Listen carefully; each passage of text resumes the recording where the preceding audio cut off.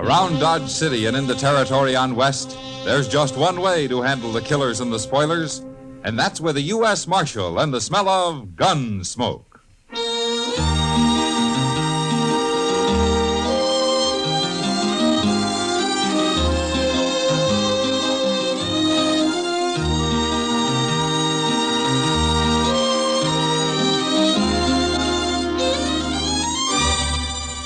Gunsmoke, starring William Conrad. The transcribed story of the violence that moved west with young America. And the story of a man who moved with it. I'm that man, Matt Dillon, United States Marshal. The first man they look for and the last they want to meet. It's a chancy job, and it makes a man watchful. And a little lonely.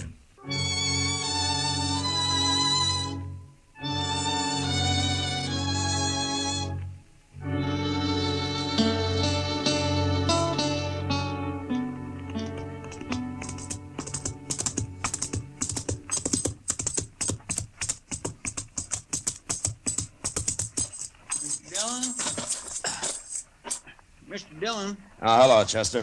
I sure am glad you're back. I've only been gone a couple of hours. Well, that's all it takes, a couple of hours. Oney Becker's been shot. Huh? Oney Becker?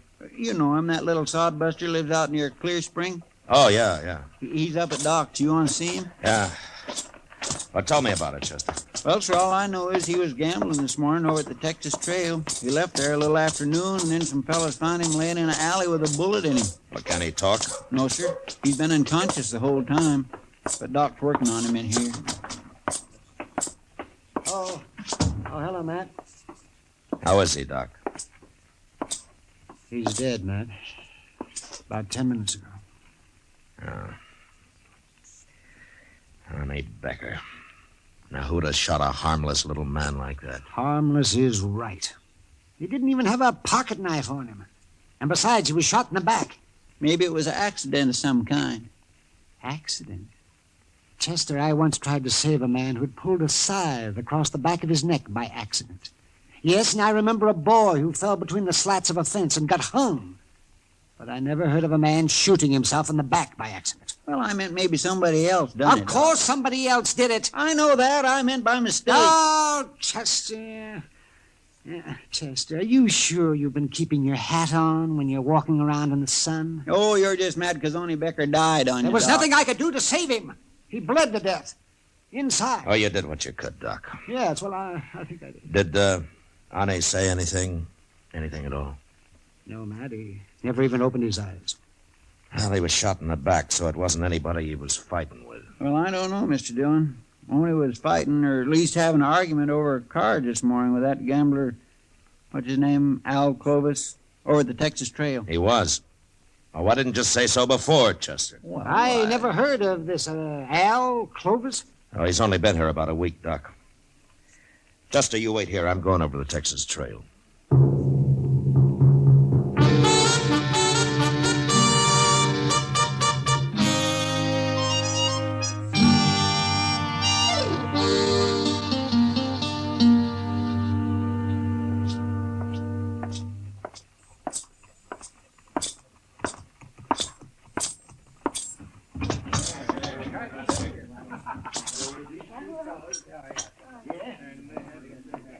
Oh, is that you?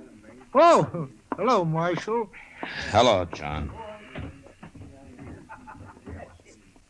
Looking for somebody, Matt? Oh, hiya, Kitty. Is Al Clovis here? I was wondering when you'd get around to him. What do you mean? I heard about Oney Becker, and Al Clovis threatened him this noon just before Oney went out and got shot. No? Almost seemed like Al was trying to start a fight with him, Matt. Where was Clovis when it happened, Kitty? He wasn't in here. Oh. Kitty, you know Al Clovis better than I do. Would you say he's the kind of a man who would murder Oney Becker because of an argument over cards, shoot him in the back? I don't know him that well, Matt. Yeah, well, maybe he had another reason to kill him. If he did it. Shooting little Oney Becker's like shooting a pet deer. Makes about as much sense. Yeah. But usually when a man gets murdered, there's a reason of some kind for it. You mean it'd take more than plain anger to follow a man down an alley and shoot him in the back? Well, ordinarily it would. Al Clovis must have wanted Oney dead for some special reason, Matt. Maybe he only had something on him. Yeah, maybe. He was in here a while ago, but he left. Well, I'll find him. He might be at the depot, Matt. At the depot? He said something about going to St. Louis. Now everything's been taken care of here. I didn't know what he meant at the time, but he said it loud, and I know the train leaves at 4:30. 4:30? That's about that now, isn't it? Well, maybe he said it just to throw you off his trail. Yeah, well, I'll find out. I'll see you later, Kitty. Better hurry, Matt.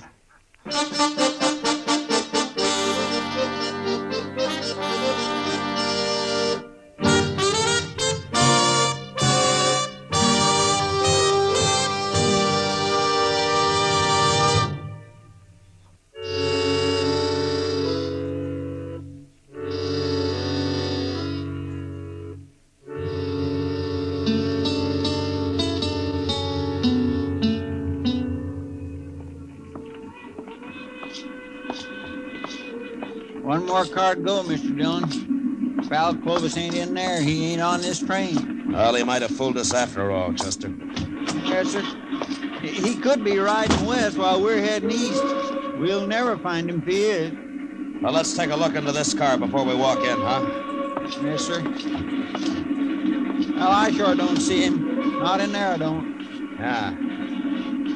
Yeah, unless that's him down there, lying back with his hat pulled over his face. Well, it could be.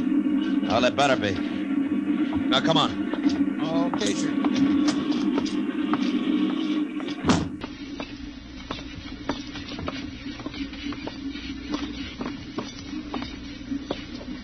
Hey, wake up, mister. Come on, wake up. Quit bothering me. What do you want? Anyway? Marshal Dillon.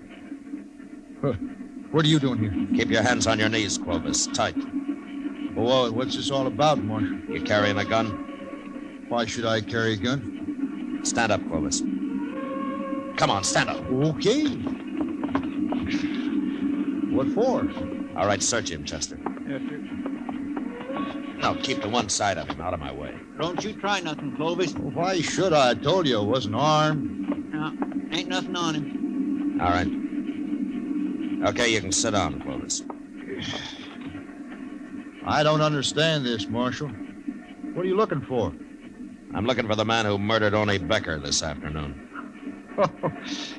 You mean you followed me and got on this train because you thought I killed Oni? It's about 100 miles to Great Bend, Clovis.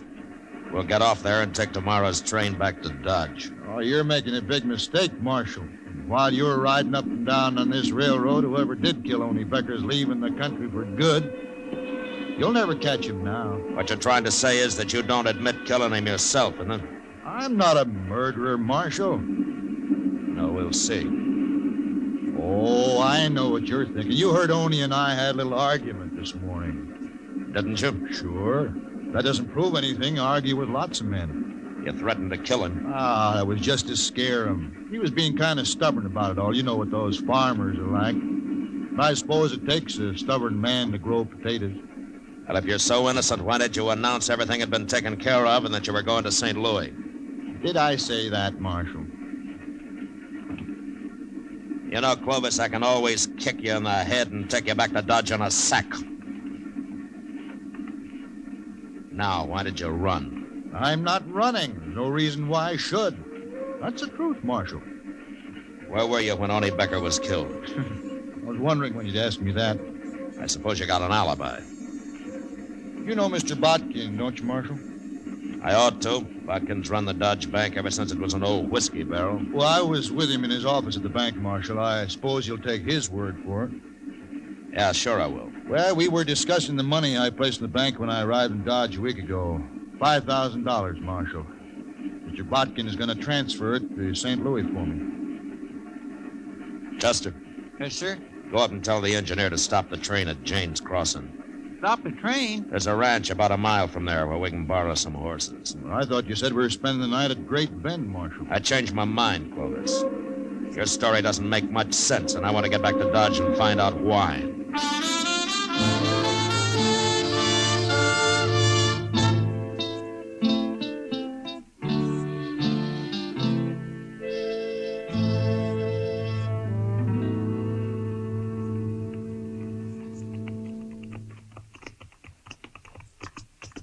must be about midnight. Sure is, and I'm tired. Haven't been on a horse in years. Oh, well, why didn't you say so, Clovis? We'd have borrowed a wagon for you. Never mind, Chester. You take him on down to the jail and lock him up, huh? I'm going to stop here at Mr. Botkin's house. His light's still on. Want me to go in with you, Marshal? I'll let you know what he has to say, Clovis. I'll be along in a little while, Chester. All right, sir.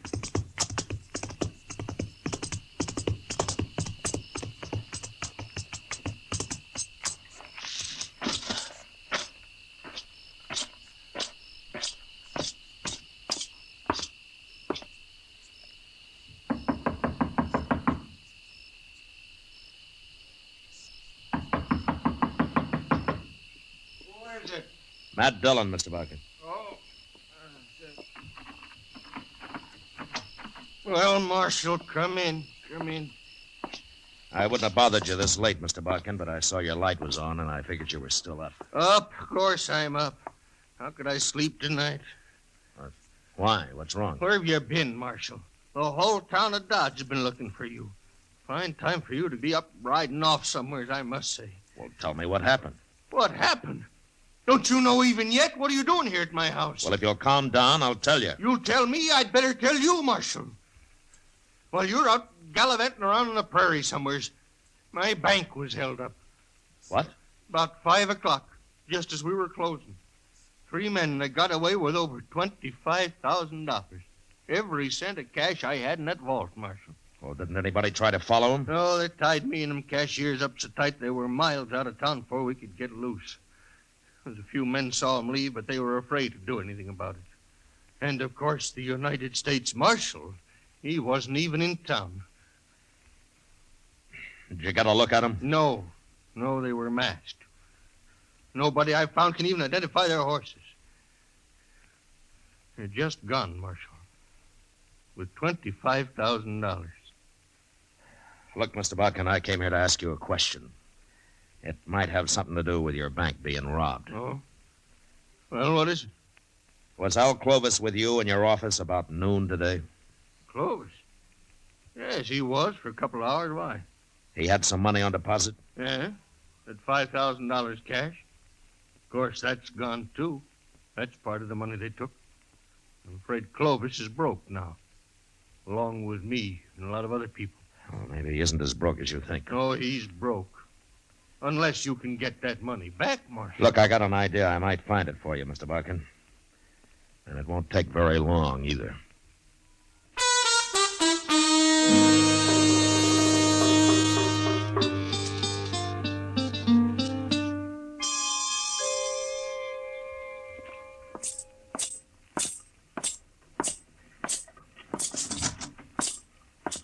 Well, I got Clovis all locked up, Mr. Dillon. He won't be taking no more trains for a while. Good. What'd you find out from Mr. Botkin? And I'll tell you and Clovis at the same time, Chester. Well, he's right in the first cell.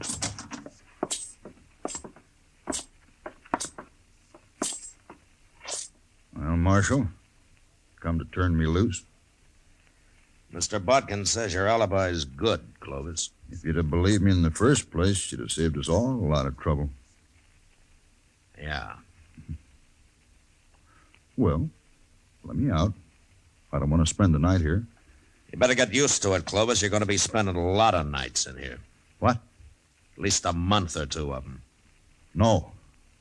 They can't keep me here, Marshal. It's illegal. Is it? Of course it is. Well, maybe you know more about the law than I do, Clovis, but I run this jail, and you're going to stay here a long time.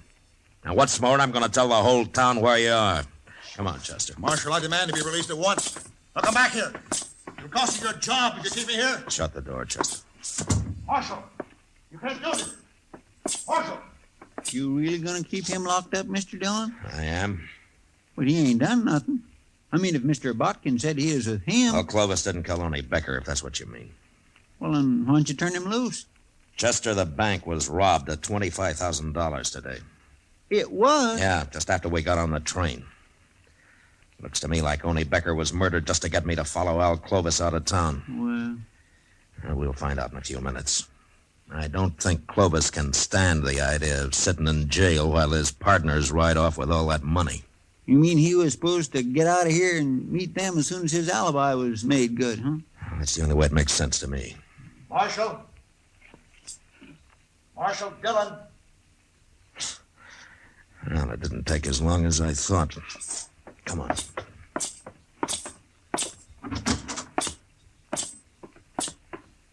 Marshal, I got to talk to you. All right, go ahead. You really gonna keep me in jail here? You mean that? That's all you wanted. Don't bother me again. No, don't go, Marshal. What do you want, then? It's late, Clovis. I want to get to bed. Marshal, I'll make you a deal. About what? If I help you get back whatever was stolen from the bank today, can I keep my $5,000 out of it? How did you know the bank was robbed, Clovis? You're smart, Marshal. I can tell you got this all figured, holding me in jail and all. But I'm smart, too. Are you? Smart enough to know you need me as much as I need you. You'll never find those men without me, Marshal. But I can take you to where they are, and I'll identify them for you. Why? All I want out of it is my $5,000. Now, that's mine. You can do what you like with the rest. The court will have to decide about your $5,000, not me. Will you think there's a chance I might get it? Well, I don't know. But you're a gambler, aren't you? It'll help my showing you where they are, won't it? Yeah, it'll help. Okay. I'm supposed to meet them tonight or early tomorrow, Marshal. They won't wait longer than that. All right, who are they, Clovis? They're not friends of mine, Marshal. I never saw them before 2 weeks ago in St. Louis. And they're all hiding behind summer names. How far's away the meeting place? Hey, it's an old cabin about 20 miles from here. Are they there now? Nobody stopped them here, did they? No. Thanks to you. But I'm helping you now, Marshal. If I find your partners, you are. Chester, go get our horses. We going out there tonight, Mr. Dillon? Would you rather try it in broad daylight, Chester? No, sir.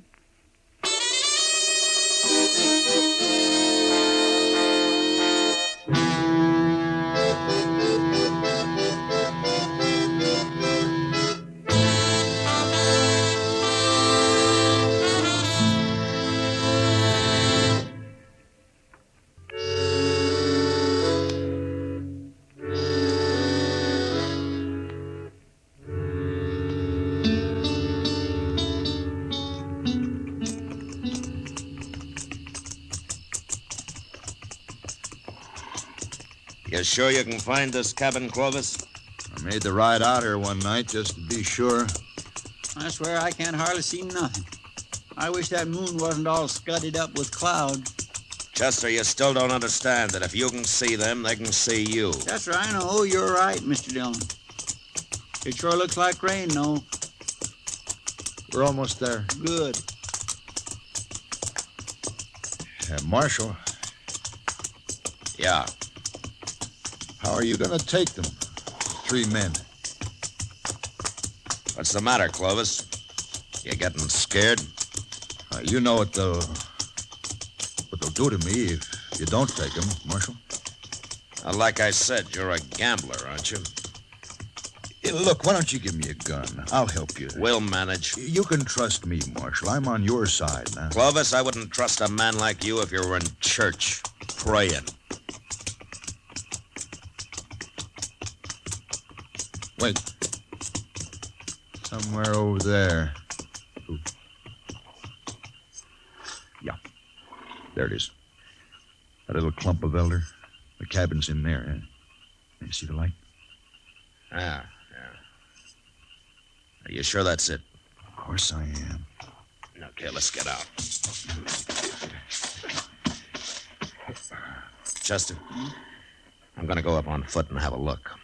You stay here with Clovis. Okay, sir.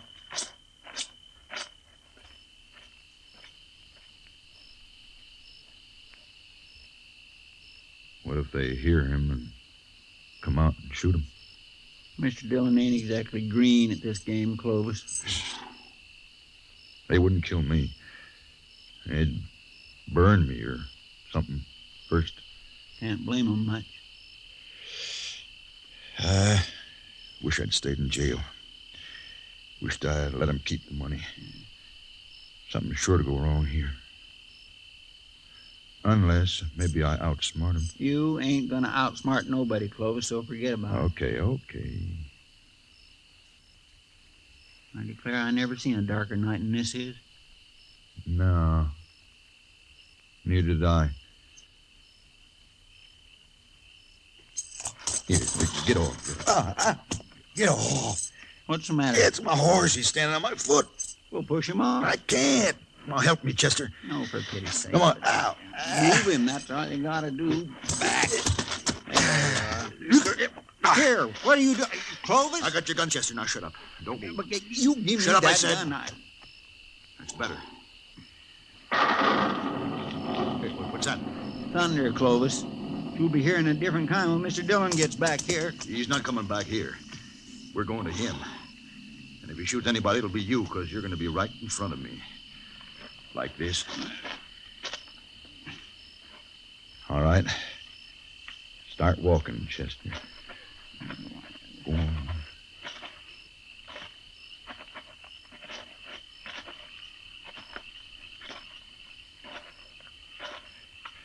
That's far enough. Stop here.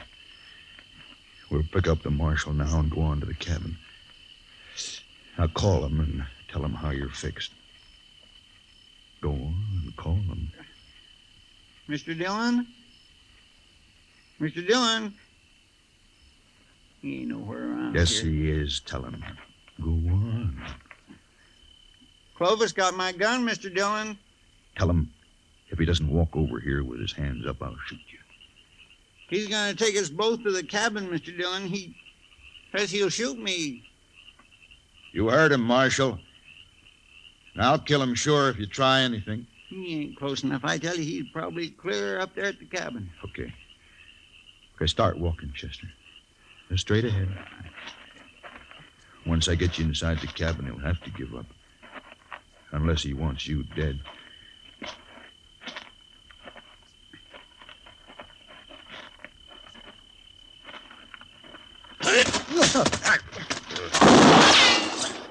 You hurt, Chester? No, sir. His gun just went off when you hit him. All right, get the gun quick. Come on. I got it, Mr. Dillon. All right, let's get up to that cabin. They know we're out here now. Oh, they're getting away, Mr. Dillon.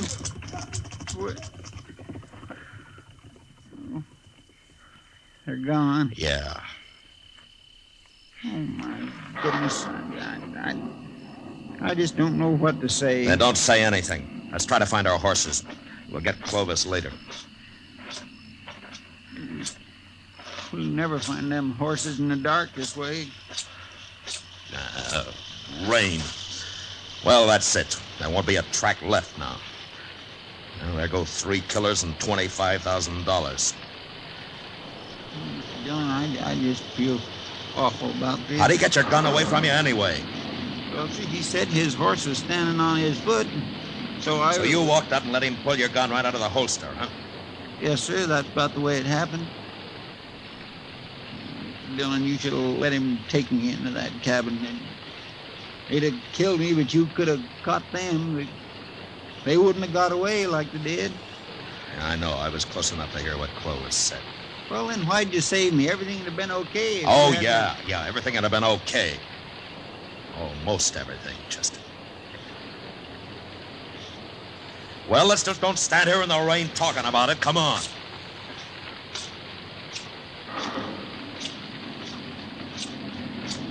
My, what a terrible mess. It was my choice, Chester. Not yours. Yes, sir. Thank you, Mr. Dillon.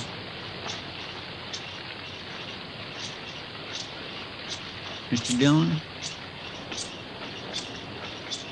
would you like a whorehound drop?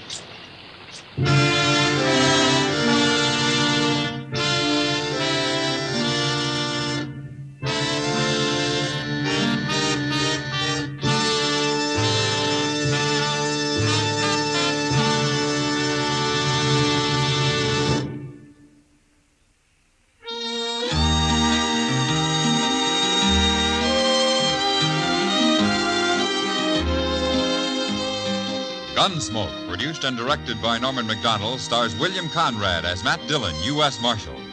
Tonight's story was specially written for Gunsmoke by John Meston, with music composed and conducted by Rex Corey. Featured in the cast were John Daner and Lawrence Dobkin. Parley Bear is Chester, Howard McNear is Doc, and Georgia Ellis is Kitty. Join us again next week as Matt Dillon, U.S. Marshal, fights to bring law and order out of the wild violence of the West in Gunsmoke.